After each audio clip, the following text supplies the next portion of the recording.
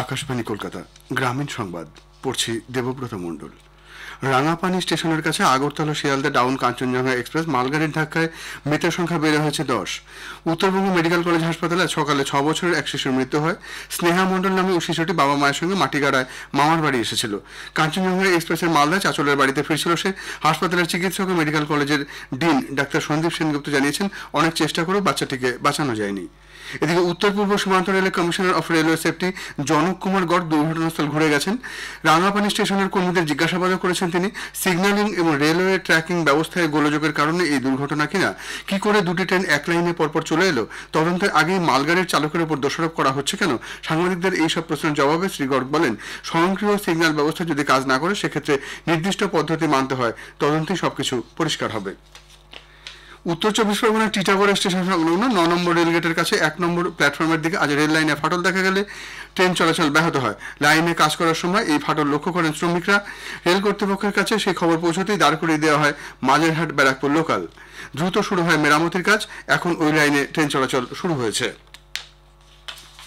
রাজ্য সরকার দক্ষিণ দিনাজপুরের বালুরঘাট থেকে হিলি পর্যন্ত প্রস্তাবিত রেল লাইন সম্প্রসারণের জন্য প্রথম পর্যায়ে আগামী 1 মাসের মধ্যে অধিগৃহীত কিছু জমি রেলের হাতে তুলে দেওয়ার সিদ্ধান্ত নিয়েছে। গত বছরের মাঝামাঝি এই করিডোরের জন্য জমি সমীক্ষা ও অধিগ্রহণের কাজ শুরু হয়। পরে জেলা প্রশাসনের হাতে বেশ কিছুটা জমি আসায় স্টেশন ও সেতু তৈরির জন্য সেই জমি রেলকে হস্তান্তর করা হবে বলে ঠিক হয়েছে। বাঁকুড়া মশাগ্রাম রেলপথে বাঁকুড়া শহর লাগোয়া ভাদুল রেলগেটে আন্ডারপাস তৈরির জন্য বস্তি উচ্ছেদের নোটিশকে কেন্দ্র করে উত্তেজনা ছড়িয়েছে। বস্তিতে থাকা মানুষজনের দাবি 60-65 বছর ধরে সেখানে বসবাস করছেন তারা। উচ্ছেদের আগে পুনর্বাসনের ব্যবস্থা না হলে তারা গণ আত্মহত্যার হুঁশিয়ারি দিয়েছেন। দক্ষিণ পূর্ব রেল কর্তৃপক্ষ ওই আন্ডারপাস তৈরির জন্য বস্তি উচ্ছেদের নোটিশ দেয়। যোগ ও মিলেটের বিষয়ে সচেতনতা বৃদ্ধির মাধ্যমে শারীরিক ও মানসিক স্বাস্থ্যের উন্নতির উদ্দেশ্যে গ্রাম পঞ্চায়েত প্রধানদের বার্তা দিয়েছেন প্রধানমন্ত্রী নরেন্দ্র মোদী। গ্রাম প্রধানদের লেখা এক চিঠিতে মোদী বলেছেন, বিদ্যালয়, আঙ্গনওয়াড়ি কেন্দ্র, সমষ্টি স্বাস্থ্য কেন্দ্র সহ পঞ্চায়েতের অধীন বিভিন্ন জায়গায় যোগ কেন্দ্রিক বিভিন্ন অনুষ্ঠান আয়োজনের মধ্য দিয়ে মানুষের, বিশেষ করে যুব সমাজের স্বাস্থ্যের উন্নতি সাধন সম্ভব। গ্রামের জীবনযাত্রার মান উন্নয়নে ও ডিজিটাল অন্তর্ভুক্তির লক্ষ্যে কেন্দ্রীয় সরকার 5G ইন্টেলিজেন্ট ভিলেজ ও কোয়ান্টাম এনক্রিপশন অ্যালগরিদম শীর্ষক কর্মসূচির জন্য প্রস্তাব আহ্বান করেছে। শিল্প, ক্ষুদ্র, অতি ক্ষুদ্র, মাঝারি শিল্প উদ্যোগ, সরকারি দপ্তর, স্টার্টআপ, উচ্চশিক্ষা প্রতিষ্ঠান যারা প্রযুক্তির নকশা করে বিকাশ ও টেলিযোগাযোগ ব্যবস্থার বাণিজ্যিকীকরণে কাজ করে থাকে তাদের কাছ থেকে এই প্রস্তাব চাওয়া হয়েছে। দেশের গ্রামগুলির প্রযুক্তিগত অগ্রগতির লক্ষ্যে 5G প্রযুক্তিকে কাজে লাগিয়ে এই 5G ইন্টেলিজেন্ট ভিলেজ কর্মসূচি নেওয়া হয়েছে।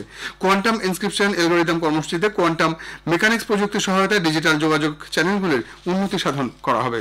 রাজ্য হোমিওপ্যাথি, আয়ুর্বেদিক, ইউনানি ও যোগ চিকিৎসা প্রসারে জাতীয় আয়ুষ মিশন প্রকল্পের আওতায় মোট 8 ধরনের নতুন আয়ুষ চিকিৎসা প্রকল্প চালু হচ্ছে। সেগুলি হল মাস্কুলার ডিসঅর্ডার বা ব্যথার চিকিৎসা, ক্যান্সার, সুগার, হার্টের অসুখ এবং স্ট্রোকের চিকিৎসা প্রকল্প, সুপ্রজা বা মা শিশুর চিকিৎসা, বয়স্কদের চিকিৎসা বা বয়োমিত্র, 75,000 স্কুলে আয়ুষ জীবনশৈলীর পাঠ বা আয়ুর্বিদ্যা, আদিবাসী এলাকায় আয়ুষ মোবাইল ইউনিট, অন্তিম পর্যায়ে রোগের চিকিৎসা বা করোনা বা গোদের জন্য বিকলাঙ্গতা ও নিরাময়। গ্রামীণ সংবাদ শেষ হলো।